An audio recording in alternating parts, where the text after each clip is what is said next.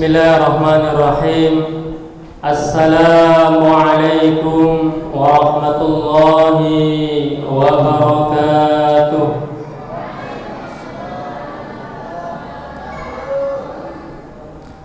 Innal hamdalillah nahmaduhu wa nasta'inuhu wa nastaghfiruh wa na'udzu billahi min shururi anfusina wa min sayyiati a'malina. من يهد الله فلا مضل له ومن يضلله فلن تجد له وليا مرشدا. أشهد أن لا إله إلا الله وأشهد أن محمدا عبده ورسوله لا نبي ولا رسول بعده. قال الله تعالى في القرآن الكريم بعد أن أعوذ بالله من الشيطان الرجيم Bismillahirrahmanirrahim. Ya ayyuhalladzina amanu taqullaha haqqa tuqatih wa la tamutunna illa wa antum muslimun. Wa qala Rasulullah sallallahu alaihi wasallam fil hadits as-sharif, fa inna asdaqal hadits kitabullah wa khairul hadi Muhammadin sallallahu alaihi wasallam wa syarrul umuri muhdatsatuha ala wa inna kulla muhdatsatin fid din bid'ah wa kulla bid'atin dhalalah wa kulla dhalalatin finnar. Ma'asyiral muslimin, jamaah salat Isya dan salat tarawih yang semoga dirahmati Allah Subhanahu wa taala, di malam yang ke-11 ya? 10 apa 11? Di malam yang ke-11 ini marilah sama-sama kita ucapkan syukur kita kepada Allah Subhanahu wa taala, yang mana Allah Subhanahu wa taala pada malam hari ini masih memberikan kenikmatannya kepada kita semua, sehingga kita termasuk dalam hamba-hamba Allah Subhanahu wa taala yang masih bisa mengerjakan sholat tarawih dengan sehat walafiat. Semoga setiap langkah yang kita langkahkan menuju rumah Allah Subhanahu wa taala mendapatkan ganjaran dan balasan di sisi Allah Subhanahu wa taala.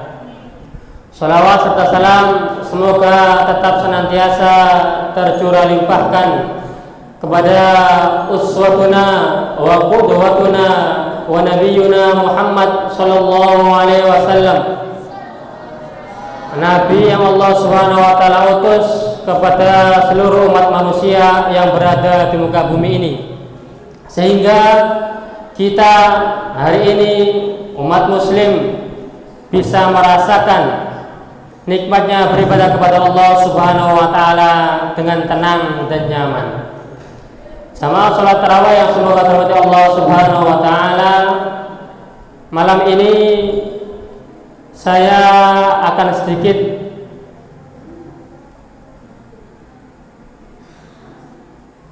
menerangkan tentang firman Allah Subhanahu wa taala pada surat At-Tahrim ayat yang pertama.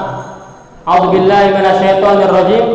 Ya ayyuhan nabiyyu lima tuharrimu ma ahallallahu lak tabtaghi mardata azwajik wallahu ghafurur rahim. Yang mana kalau kita baca dalam kitab-kitab tafsir yang dikarang oleh para ulama, kita akan mendapati surat At-Tahrim ini disebabkan sebuah peristiwa. Kalau dalam beberapa kitab-kitab tafsir ada dua kisah yang menyebabkan turunnya ayat ini. Kisah yang pertama yaitu menceritakan tentang Nabi Muhammad SAW yang ketika itu mengharamkan istrinya, artinya mengharamkan istrinya untuk pribadinya, untuk tidak bercengkrama, untuk tidak bergaul dan untuk tidak berkumpul dengan istrinya.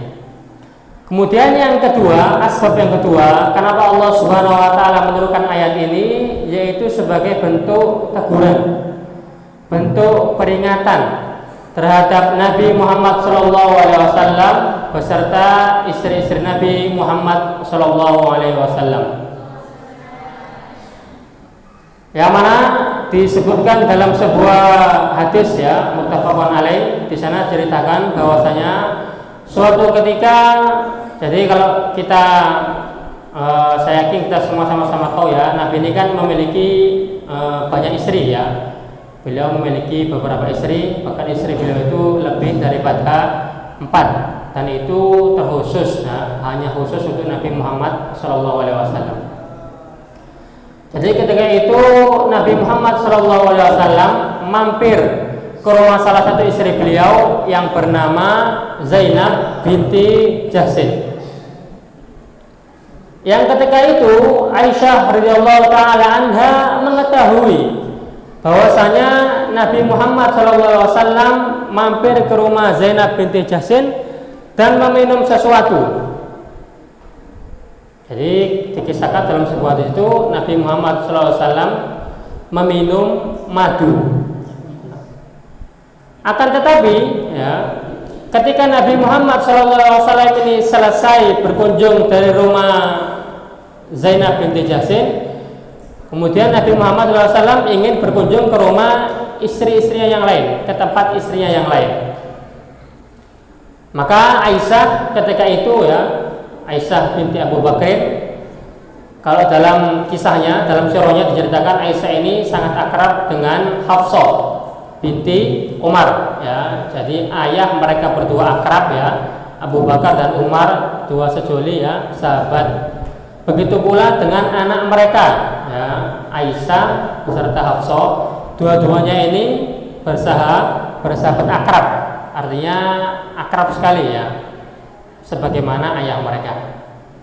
Maka ketika itu ya, karena kecemburuan dari Aisyah, Aisyah mengatakan kepada Hafsah, ya Hafsah, nanti kalau Nabi Muhammad SAW mampir ke tempat saya, bermalam dengan saya atau bermalam dengan kamu, maka nanti mari sama-sama kita ucapkan, kita bilang kepada Nabi Muhammad SAW bahwasanya aroma yang ditimbulkan dari mulut Nabi Muhammad SAW itu baunya menyengat. Karena mereka berdua tahu bahwasanya Nabi Muhammad SAW itu adalah seorang nabi, seorang laki-laki, seorang suami yang menjaga betul kebersihannya, baik kebersihan rohaninya maupun kebersihan jasmaninya. Maka mereka berdua sepakat ya, sepakat kalau nanti Nabi Muhammad SAW mampir ke rumahnya, maka mereka nanti akan mengatakan Nabi Muhammad SAW aroma mulutnya tidak kurang enak ya, kurang sedap. Maka datanglah Nabi Muhammad SAW ke tempatnya Aisyah dan ke tempatnya Hafsah, dan kedua-duanya mengatakan sesuatu sesuai dengan yang mereka rencanakan. Mereka berdua mengatakan, ya Nabi ya, wahai Nabi, wahai suamiku, kenapa aku mencium aroma maghfir? Jadi maghfir itu adalah salah satu tumbuhan ya, salah satu tanaman yang mengeluarkan semacam getah, semacam cairan manis ya, enak, akan tetapi aromanya kurang sedap. Mungkin kalau di Indonesia kita mengenal makanan yang katanya orang-orang itu enak, tapi baunya kurang sedap. Mungkin semisal sayur pete ya, atau sayur jengkol ya, jengkol ya benar ya, jengkol.